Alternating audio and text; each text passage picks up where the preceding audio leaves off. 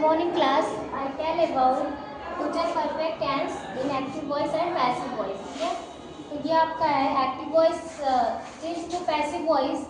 इसका आपका future perfect tense है लास्ट. ठीक है, इसमें आपको एक्टिव से पैसिव बनाना है.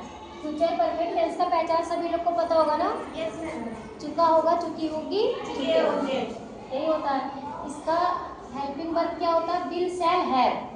और हमेशा बोले कि परफेक्ट में कौन सा फॉर्म लगता है? वर्ब का थर्ड फॉर्म लगता है.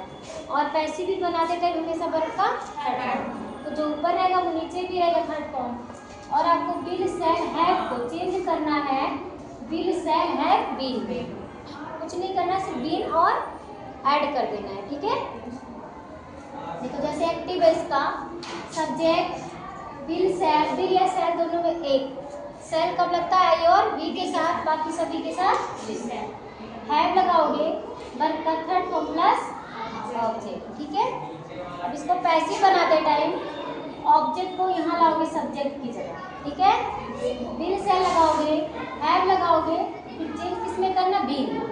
ठीक है, बीन. वर्ब का थर्ड फॉर्म, क्योंकि एक्टिव से पैसिव कोई भी टेंस का बनाओगे हमेशा वर्ब का थर्ड फॉर्म लगाते हैं. तो वर्ब का थर्ड फॉर्म और सब्जेक्ट से पहले क्या लगाते हैं? बाई, फिर सब्जेक्ट. स्ट्रक्चर देखना, ये सब्जेक्ट है ना. सब्जेक्ट यहाँ पे लिखा है. विल या शैल दोनों में से एक चीज लगा है ना. विल, हैव लगा है, वर्ब का थर्ड फॉर्म लगा है, ऑब्जेक्ट लगा है.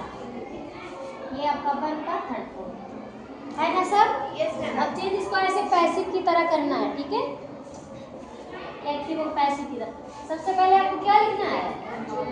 ऑब्जेक्ट कहाँ है? ए लेटर है ना. A letter. विल लगाओगे या शैल? विल लगाओगे क्योंकि सिर्फ आई और बी के साथ शैल होगा, बाकी सबके साथ विल. तो यहाँ पे आप लगाओगे विल. उसके बाद हैव, वर्ब का कौन सा फॉर्म है? तो थर्ड यहाँ भी तो लगा था, यानी सेम रहेगा. रिटर्न. फिर क्या लगाओगे? बाई. सब्जेक्ट आपका क्या है? दे. दे को किसमें चेंज करोगे? देम. हाँ, वेरी गुड. देम में हो गया. Yes ma'am. एक्टिव से पैसिव बन गया. निगेटिव में यही चीज करना है. सिर्फ आपको विल, शैल, हैव के बीच में इसमें नॉट लगा रहता है ना. यहाँ भी आपको विल, शैल के बाद नॉट लगा के फिर हैव बीन लगाना है. ठीक है, बाकी वही करना है. ये वाला सेम कर लेना. देखो subject will, shall, not, have, verb का थर्ड फॉर्म ऑब्जेक्ट. ये ऑब्जेक्ट करोगे विल, शैल, नॉट, और हैव को किसमें चेंज कर दोगे? हैव बीन में.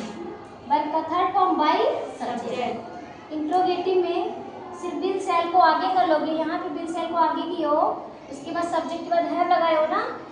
यहाँ पे ऑब्जेक्ट के बाद क्या लगा दोगे? Have been. वर्ब का थर्ड फॉर्म वही रहेगा, सब्जेक्ट से पहले बाई लगाओगे. इंट्रोगेटिव में नॉट कहाँ पे लगाना है? सब्जेक्ट के बाद. एक्टिव वॉइस में आपको सब्जेक्ट के बाद, पैसिव वॉइस में ऑब्जेक्ट के बाद. ऑब्जेक्ट के बाद. बस इतना चीज करना है. ठीक है, इंट्रोगेटिव भी ऐसे कर लोगे सभी. पूरा टेंस खत्म हो गया. 8 टेंस का बनता है एक्टिव पैसिव. प्रेजेंट का 3 टेंस था, पास्ट का 3 था, फ्यूचर का 2. टोटल 8 टेंस है. 8 टेंस आपको लर्न करना है. ठीक है, आया समझ में सभी को? Yes ma'am. Okay, thank you class.